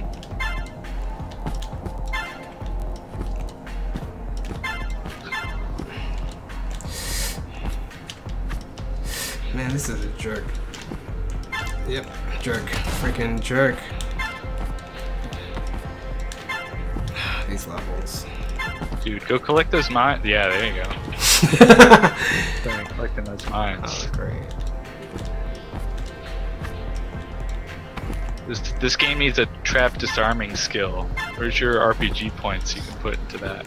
Okay. Zerark says, Okay, you say. Oh, I think he's saying that the higher the difficulty is, the louder the idea is conveyed.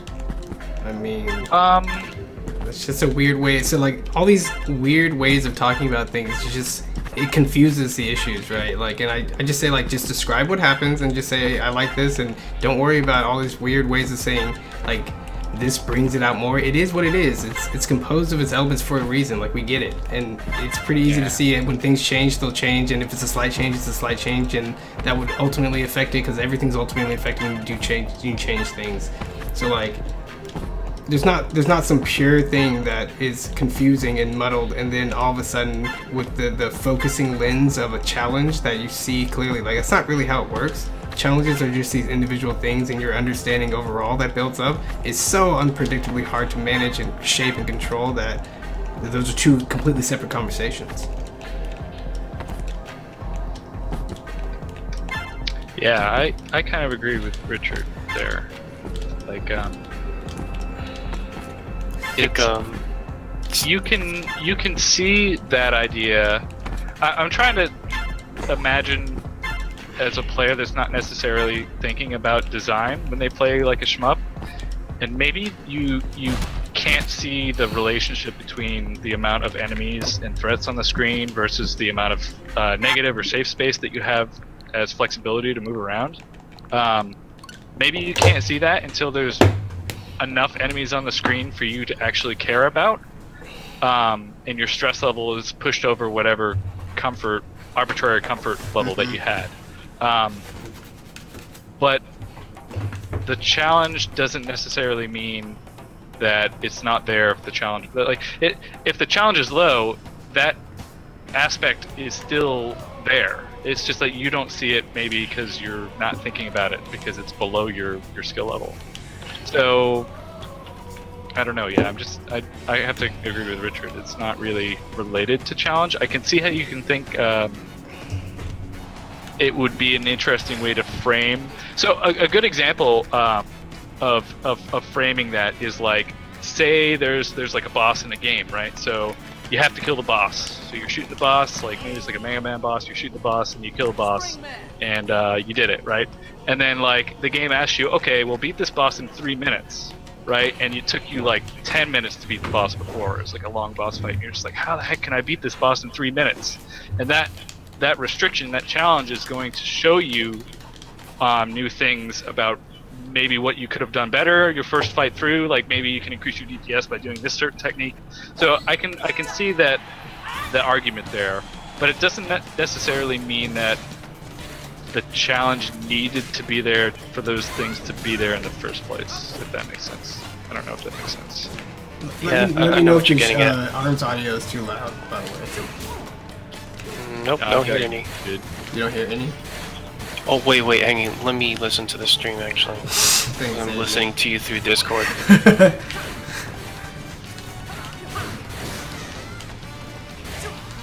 love this game so much. Actually, I think it is too loud. Okay. I think if I lower this thing, it'll lower all your volume, so let me see if I can...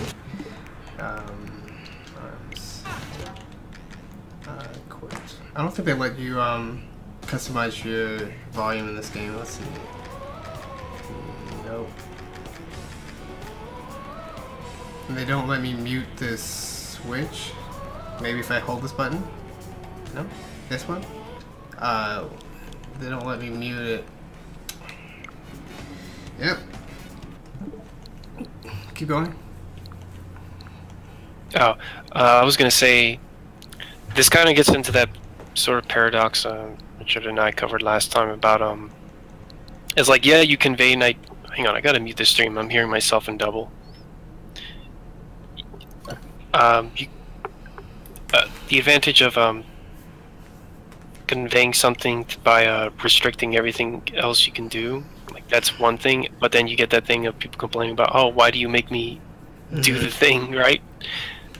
Versus something that's more open. But the disadvantage of something that's more open is that you don't have to do specific things in order to overcome knowledge. So Huitsu is right in that saying that, or I'm sorry, no, that actually that idea is so general that it'd be true even if there weren't that many bolts in the first place, but that you can convey an idea if you like limit all the other options. That's true, but that still doesn't necessarily mean it'll be harder for you. Like you can still have a game that's strict and easy for you. That's true too. Also, I don't really worry about how people complain because they're complainers. But the idea is, if you want to convey an idea and it's like X complex, and you need the player to learn X number of things before they can even sort of experience it or consider it, then you can really think of that as a learning process, right? Like, and learning is learning, it's so similar across so many different disciplines and how fast people can learn and what makes them learn faster and what makes them memorize faster. And ultimately, you're kind of butting up against like the same limitations no matter what the game is or what the task is. And it's just like, oh, this needs this much more complexity to convey, then that's automatically going to cut off these players, and these players are going to have to learn a little bit more. And if players have this much knowledge, then finally they'll be able to grasp the idea. What are you doing, girl? Get out of my way. Let's read your comment.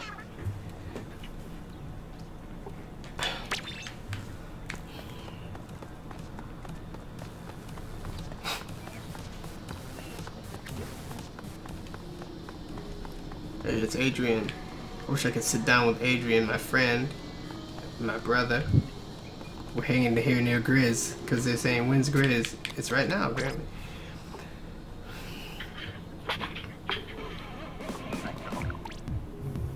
Yep, same weird weapons. What are the weapons this time? Flings a roller, rapid blaster, ink brush, and a 96 gal. I could probably do without the 96 gal. We all could. The flings I've actually gotten used to. And even then, I think the hardest one was actually the dynamo roller.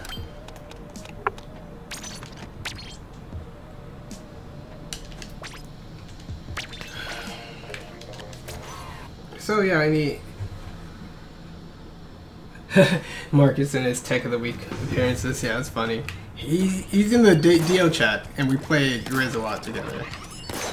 He was actually in the voice. He's in the voice chat right now, actually. Oh my god. Did that Melee Fox summon Marcus? Yeah, and another thing is like, okay, so like, when you're talking about difficulty, again, this is kind of what I was trying to move to. And you're really talking about what makes things different and complex and whatever. It's like, it's that complexity that must be sort of experienced through a certain level of understanding. That understanding stresses knowledge most of all. So we're really talking about like how people learn. And I think, what was I gonna say again? Why did Splatoon just steal my idea? It's so like, okay, so like some people think, oh, well then it's just a matter of like learning, you know, thing of X number of complexities. You gotta learn that number of things before you get it, and then I'll get it. You're like, actually no. Knowledge is not just a list of facts. What I'm talking about, like the basic knowledge skill that I talk about in the Descartes system, I like to just measure that as a list of facts. But actually, your entire knowledge skill also involves this concept of analyzing, right? And chunking. And chunking is complex in itself, and the analyzing has like 6 degrees, and you can kind of use the Bloom's taxonomy to get a rough idea of what those degrees are. Some is just basic recalling facts, all the way up to like synthesis and creativity and analysis, which involves comparison and judgment. Like all those things are in there.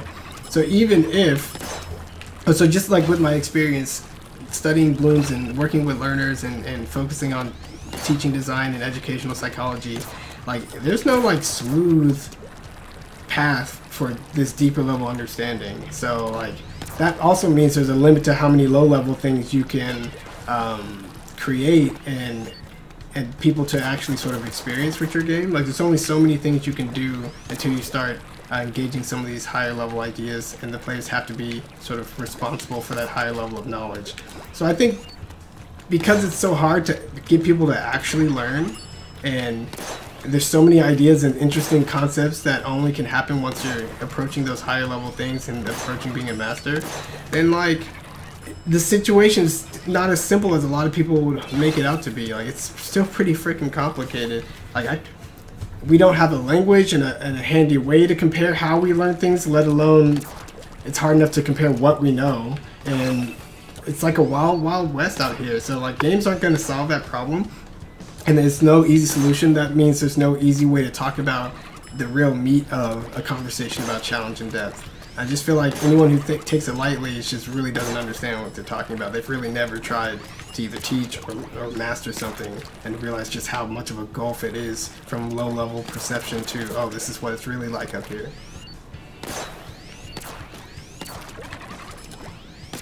I can't hear when my charger is charged.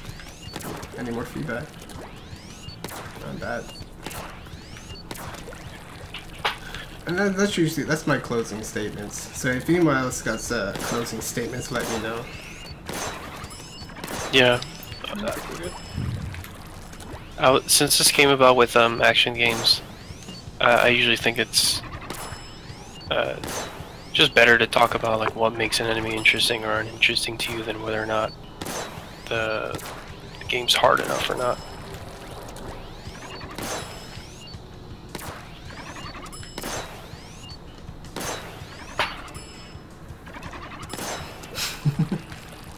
Okay, silence.